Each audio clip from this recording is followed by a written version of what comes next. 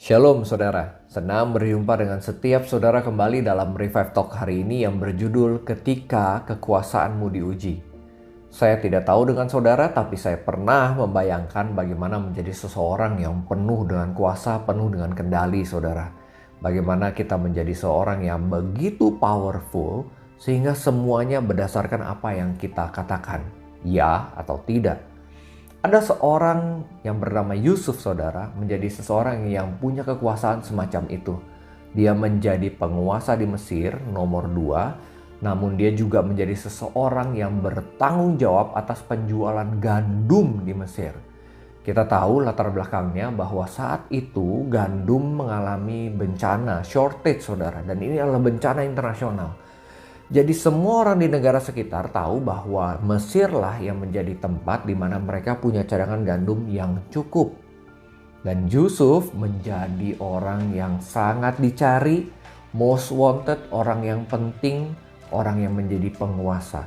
Karena dari dialah berapa harganya, boleh dijual atau tidak, berapa banyak yang boleh dibeli. Mungkin dia yang menjadi penguasa dan dialah yang menentukan saudara. Dan kita tahu bahwa Yusuf ini pernah mengalami hal yang berat. Ujian yang terbesar adalah ketika ia diuji secara karakternya, bertemu dengan saudara-saudaranya. Di saat itu saudara-saudaranya pernah melakukan hal-hal yang tidak baik, hal-hal yang berat dalam hidup Yusuf. Namun kita tahu bahwa Yusuf tidak power abuse atau menggunakan kekuasaan dan kekuatannya disalahgunakan saudara. Tapi dia menggunakan kekuasaannya untuk bisa membuat saudara-saudaranya mendapatkan makanan, bisa memelihara mereka, berbuat kebaikan.